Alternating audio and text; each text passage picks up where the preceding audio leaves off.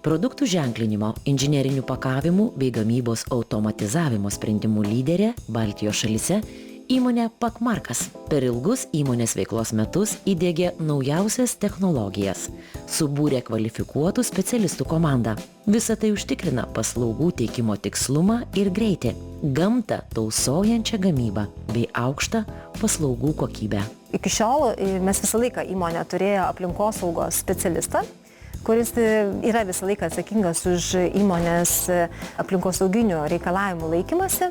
Ir dabar vėlgi mes norime dar stipriau diegti tvarumo principus tiek į gamybos procesus, tiek produktų kūrimą, tiek bendrai į valdymą visos įmonės. Tai mes būtent aplinkosaugos specialistą šiai dienai pakeitėme pareigas į tvarumo specialisto pareigas.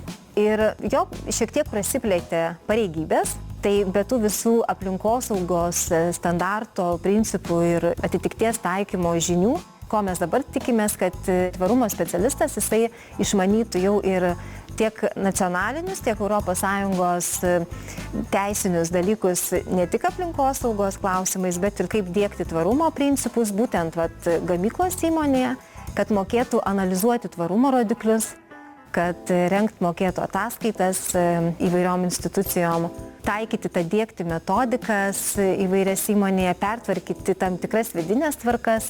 Ir kas yra labai svarbu šitoje vietoje, kad mes suteiktumėm tvarumo specialistui, suteiktumėm įgaliojimus, kad jisai tai gali daryti, tam tikras atsakomybės, kad jis galėtų tvarumo principus, tvarumo tikslus sieti su įmonės strateginiais tikslais. Dabar, kas vyksta, tai įmonės yra tokios pasimetusios ir su tom visom ES direktyvom, o tai yra labai plačiai apimtas ta tvarumo sritis aplinkosauga, socialinė atsakomybė, valdysena, tai įmonės įsivardina tokią kaip pareigybę ir labai nuo kiekvienos įmonės profilio priklausomai, ką tas tvarumo specialistas įmonėje turi daryti. Ar jisai dirbs labiau galbūt su žmonėmis, tai gali būti ir iš personalo valdymo žmogus, tai gali būti, galbūt jisai daugiau dirbs su teisiniais dalykais, tai gali būti iš teisės daugiau žmogus, o gal tai kaip mūsų atveju reikalingas labai tvarumo specialistas suvoktų aplinkosaugą, dėl to, kad mes esame gamybos įmonė. Įmonė auga nuo 1994 metų, galvodama apie ateitį, investuodama į ateitį, siekdama darnumo dabar ir ateityje. Ir mes esame tokį kaip didžiausias rizikas įsivardinę būtent šitoje srityje, kad būtent per aplinkosaugą mes galime daryti didžiausią neigiamą poveikį ar teigiamą poveikį aplinkai. Todėl šiai dienai pagalvojau, kad yra tikrai tvarumo specialistas, kuris kaip ir toks, orkestras, reikalavimų labai stipriai daugėja, duomenų vis daugiau reikia stebėti. Tikrai šių specialistų tikrai augs poreikis bus didesnis. Įgyvendindama tvaraus vystymosi principus įmonė siekia aplinkosaugos ir socialinių tikslų, veiksmingai naudoti gamybos atliekas ir gamtos išteklius, vykdyti sistemingą aplinkos stebėseną, laikytis aplinkosaugos teisės aktų, būti pavyzdžių tiekėjams, gerbti žmogaus teisės, užtikrinti sveikas ir saugias darbuotojų darbo sąlygas, palaikyti atvirus santykius su bendruomenė ir prisidėti prie jos vystymosi. Tai iš tikrųjų mūsų įmonė tą tokį tvarumo kelią, galima sakyti, pasirinko jau nuo pačio įkūrimo įmonės. Nes įmonės įkūrėjas yra žmogus, kuris visą laiką stengiasi kurti įmonę socialiai atsakingą ir kad investicijos, kurios buvo daromos į technologijas, irgi kad būtų ir aplinkai saugios, ir darbuotojams būtų taip pat saugu dirbti.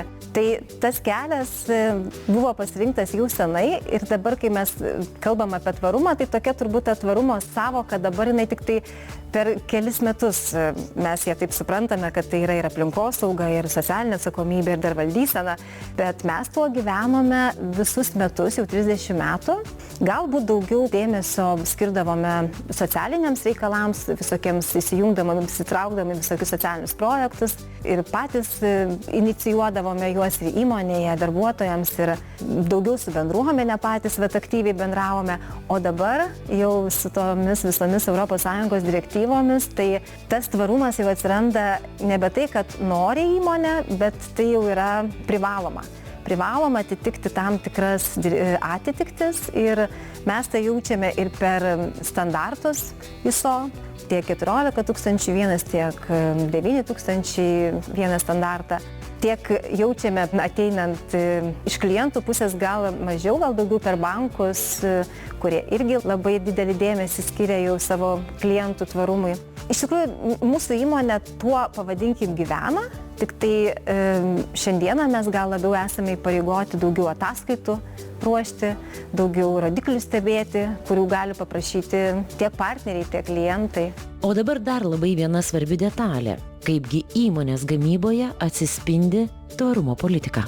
Taip, tai mes gaminame lipnias etiketes, kur naudojame FSC popierių, tai yra FSC ženklų pažymėta popierių. Ir FSC ženklas tai yra atsakinga miškininkystė, kas reiškia, kad etiketės pagamintos su sertifikuotu FSC popieriu, jos yra gaminamos iš medienos, gautos iš miško, kuris yra užauginamas laikantis tvarios veiklos principų. Taip pat gaminame etiketes, kurios tirpsta vandenyje ir kuom jos yra tokios ekologiškos, galbūt tvarios aplinkai, tuom, kad prie pakankamo drėgmės kiekio jos tiesiog suyra ir neužkemša vamzdynų. Dabar dar viena iš pagrindinių paskutinius metais tokių, sakyčiau, mega tendencijų yra tai lanksčios perdirbamos pakuotės. Ir šitoje vietoje mes jau kelis metus vystome popierinės lanksčias pakuotės ir galime taip pat pasiūlyti klientams lanksčias suyrančias pakuotės, kurios yra visiškai 100% perdirbamos.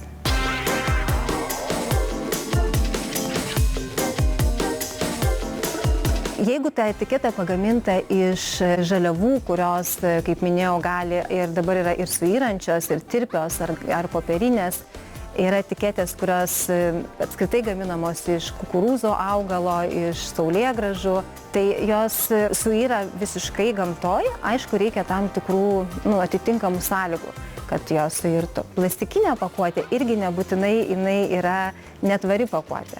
Tai mes dabar ir daug dirbame su klientais. Klientai ateina ir prašo iš tokios paprastos plastikinės pakuotės, kad mes pasiūlytume tvaresnius sprendimus.